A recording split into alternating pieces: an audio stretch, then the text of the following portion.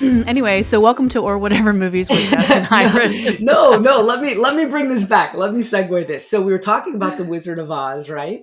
And that movie was a seminal movie, which we totally agree. And what was it, right? It was about the changing. You saw it happen on screen, a changing of an era, a changing of technologies, ushering out the old and ushering in the new, going from black and white to color, Technicolor. And it was a big deal. And like, that is what's happening now. And there's evidence of it all over the world. And so for this episode of Toekenz Tidbits, we are going to talk about the global adoption of Web3 technologies. We're going to start with, where are we going to start? We're going to start with the metaverse, and then we're going to move into currencies, right? Central bank digital currencies, to be exact. And we'll wrap it up with NFTs.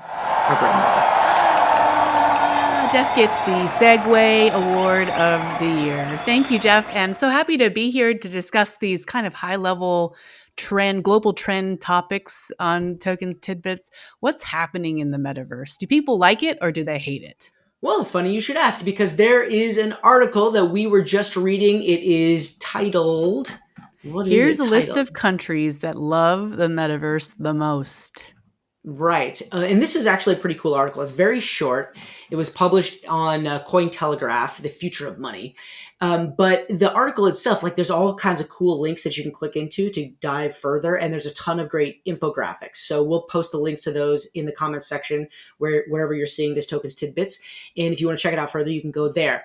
But it's funny because what they did, the methodology behind it was Twitter, right? We're just analyzing Twitter because those tweets are public, and based on sentiment, they could parse out what countries are digging the metaverse and what countries are not digging it so much. Before we dive into the data, what do we mean by metaverse? Well, you can also listen back to a previous Toekenz episode with Matt Kowalczyk, advisor to Toekenz, who talked a lot about what he calls the ecoverse and super apps. So basically, we have some apps on our phone, and there are some, like Uber, for example, that you don't realize are actually super apps. They can bring you cars, they can bring you food, they can now bring you groceries, and they are the beginnings. They're laying the foundation for what becomes the metaverse, which is, I guess, in an ecoverse sense, right? It's connecting of different siloed super app experiences. But I think more conventionally, the metaverse, it was originally coined by, in the novel Snow Crash, a very oddly prescient novel, is a virtual environment where we live and conduct our daily lives, right? We're digital versions or virtual versions. Avatars represent us in the metaverse, and we basically live and interact there like we would in real life. Probably the best and most well-known example is Ready Player One, right? That's a look at what the metaverse could become and how we'll spend time in it. And so the metaverse is evolving, right? And Toekenz is a part of that. And many different super apps and different blockchain-based platforms are a part of that. But it's not necessarily one place right now. That makes sense. It's a collection of places that may or may not converge to become a place where, and that's really the ticket, right? Was when you have virtual payment and you have virtual environment and you have avatars and you have digital assets that are ownable, then you could start seeing how these can all converge into one place where it all is cohesive and makes sense. Right. But we're a long way off from that. And maybe if Mark Zuckerberg has his way, we'll be living in Meta's metaverse. Right, right. That would be his preference. But that's a great summary. So thank you for that. It's true. Like, we're already spending a lot of time in quote unquote metaverses, and our kids probably spend more time there than we spend there. Anytime that you're in real life has a real life in a digital environment, it's kind of a metaverse. Like the Roblox one is an easy one to throw out there. My kids spend a lot of time in the Roblox metaverse. They have developed personalities and characters and clothing and all sorts of stuff. And they have a life in there and care about it. And so as a concept, the metaverse as a concept, Mark Zuckerberg's or otherwise, this company pulled out a bunch of data from Twitter and stack ranked who likes it the most, who talks the best about it in public on Twitter, which is a metaverse, and who hates it the most. Let's start with the US, the United States of America, the good old US of A, right? Bleeding edge of everything, or tries to be.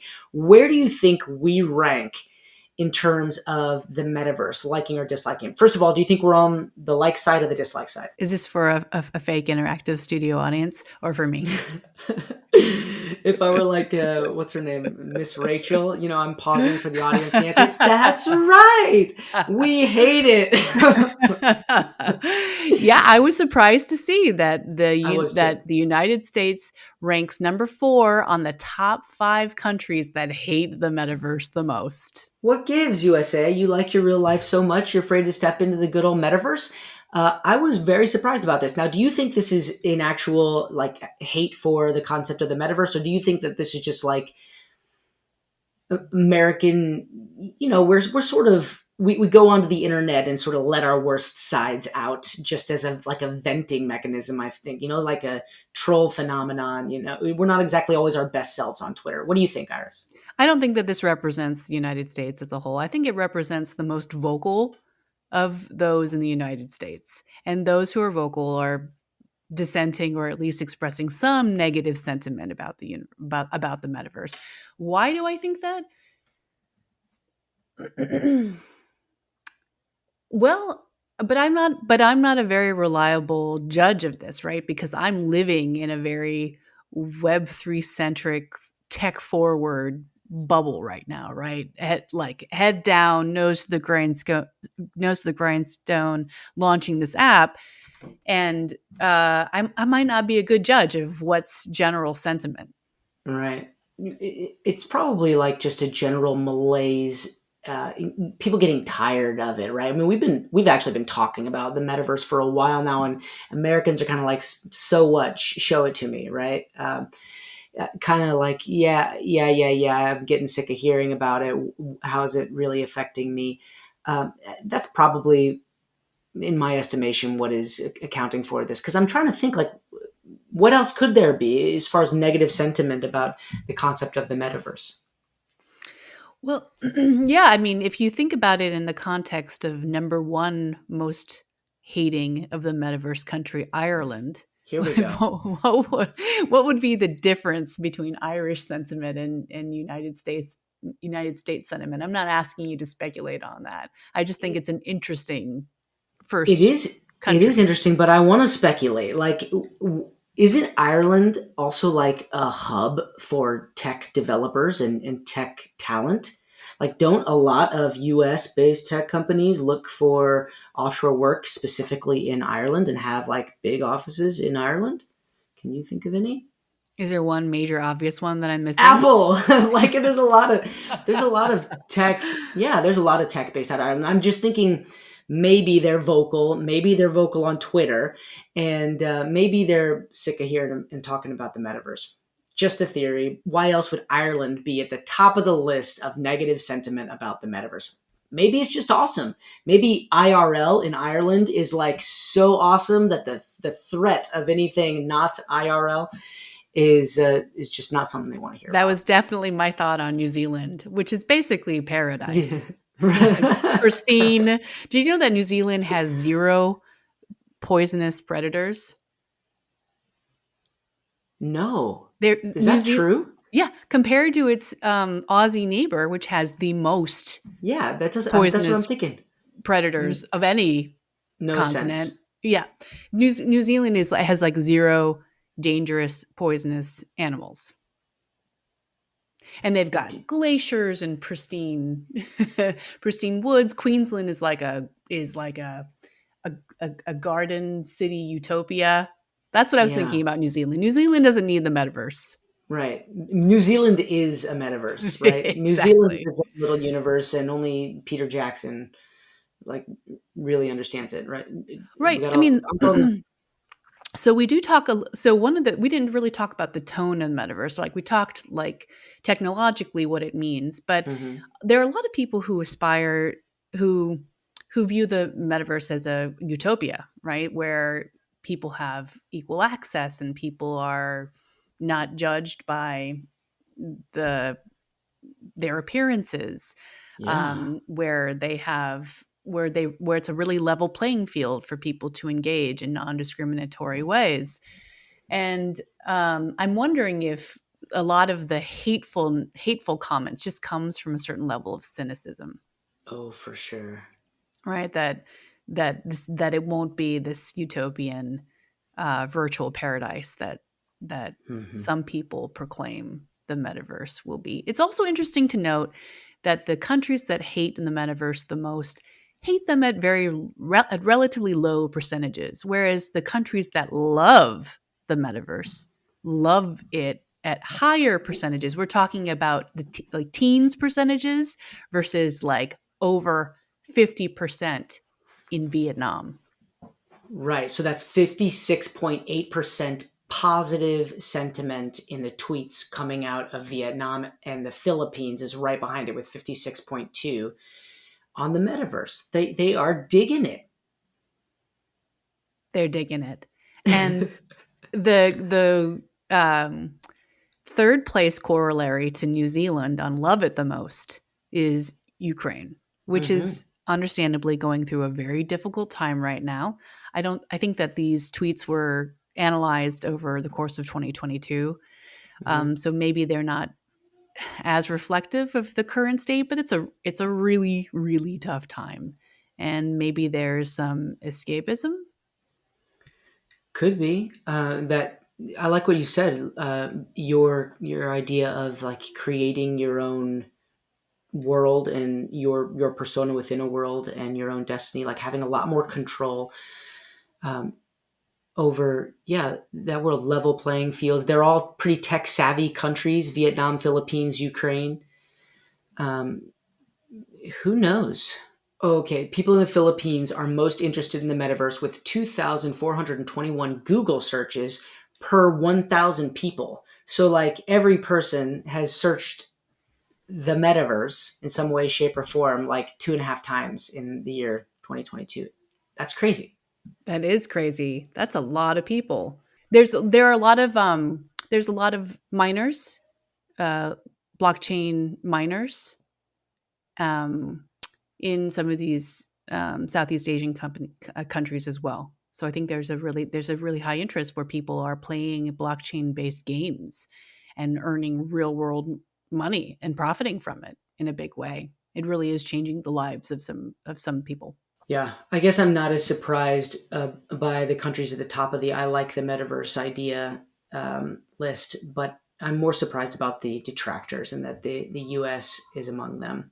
Guess, okay, among states in the United States, which state do you think is most pro metaverse?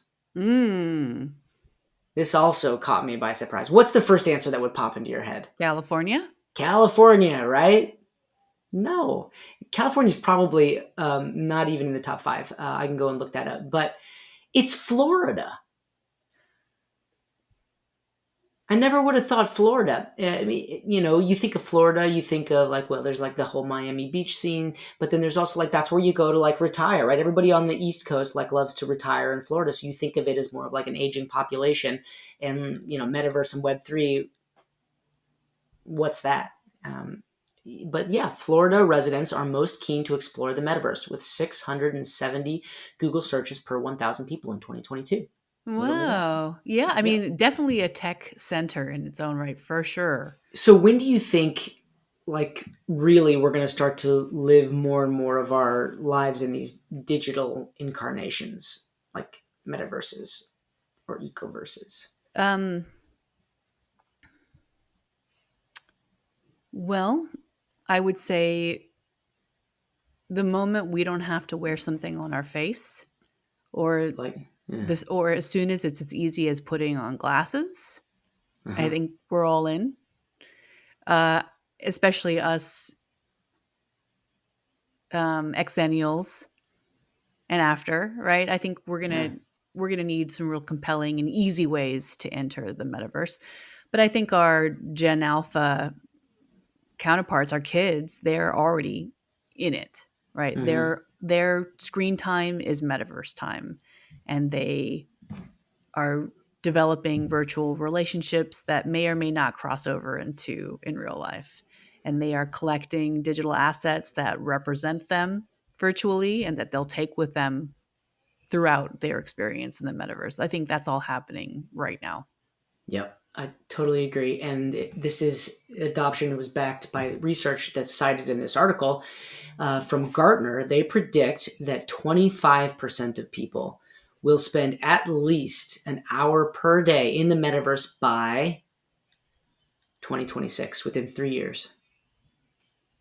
I believe Crazy. it. I It's believe it. happening. I Yeah. mean, and like I was saying, I think that once we have once we have once we have wearable tech, or we don't need to wear anything at all, right? It'll become really easy. Once everyone is there with a critical mass of people there, then that will be easy. And then also you need the supporting infrastructure, right? You need the hardware, you need a universally adopted software, and you need universally adopted digital currency. And I think that there are real moves to doing that in a super official, sanctioned way, like in our next article. Yep. So this one is about the Bank of England. What have they done, Iris? Well, they have assembled a task force for the central bank for a officially sanctioned central bank digital currency. So basically, the digital pound. Yeah. The digital pound. And this is kind of a big deal, right? Because this is not just the Bank of England and the UK Treasury. They're like actually one of the last to limp along. So out of the 195 ish countries in the world, 114 of them are exploring or are in active development of a digital currency. And that represents like 95% of the world's GDP, right? That collective economy. And now with the Bank of England, saying out loud that that they're in pursuit of this, that represents all of the countries in the G7 economies now pursuing some form of a centralized digital currency. That's real, and that's where when you have some form of regulation or semi-centralization of an otherwise decentralized currency, then you introduce a lot of safety and you pave the way for mass adoption. That's right. Yeah, there are actually 11 countries in the world that have already launched digital currencies, central bank digital currencies. Yeah, and China is planning in 2023, I believe, is when China is going to release its digital currency electronic payment, that what we call the DCEP, and that will, definitely pave the way for mass adoption of this, going out to hundreds of millions of people with access to it in and around China. So what do you think So it's like in the room of that task force? I think it's like, well, first of all, I don't know. I have no clue. So this is all 100% speculation, but I would start from a place of a historical perspective. Um, let's not reinvent the wheel. It's just a new tool that we need to roll out. And now we need to come up with, use what we know from the past and the way in which we've released and supported currencies in the past and apply those rules to this new digital form of it, and try not to overcomplicate it. And there's probably a voice of reason or two in the room reminding everybody that this is nothing new. Yeah, and this kind of validates a very generalized theory I have about how new technologies are additive.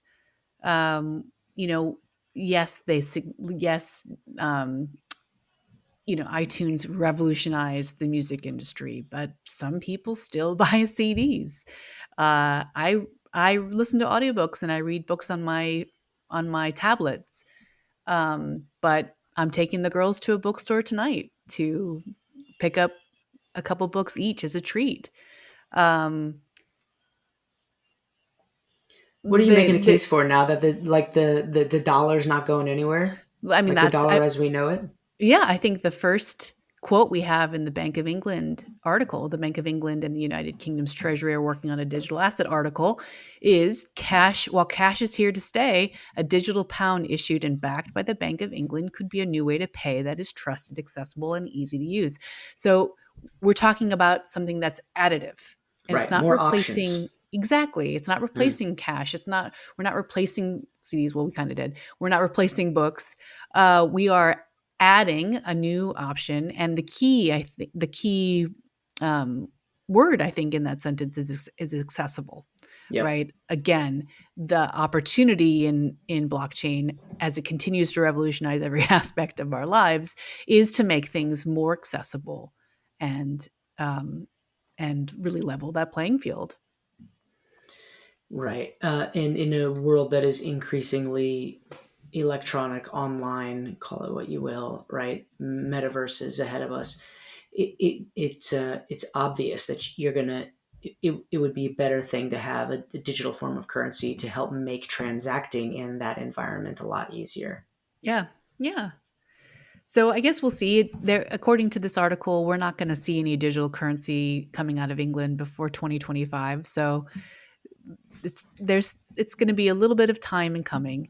But I think these trends toward these global trends toward digital currencies are just indicative of the coming metaverse and of additional regulation that's going to come into the industry. It's cool how all of this, as these technologies come more and more into the mainstream, we are seeing a lot more of this, and we'll see a lot more of it until the sort of the dust settles and law is established, and it becomes a new normal, so to speak.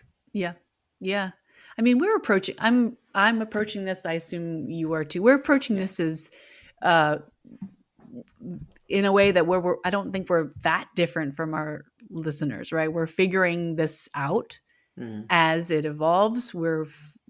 Picking our way through this jungle Right. that is messy and going through a big transition and still finding itself in so many ways. Like, Hmm. um, these are, just our personal opinions about these advents and global trends around blockchain technology. But of course, like the way that you understand it all is just understanding the basics. That's And right. Get educated, and that's why Tokens is here to help with that journey. It can be so daunting when it's new technology and everything seems to be moving at breakneck pace, and it's normal to be a little bit apprehensive, a little fearful about it. But I love the way you go into it, Iris, with a mindset of historically these things have been additive.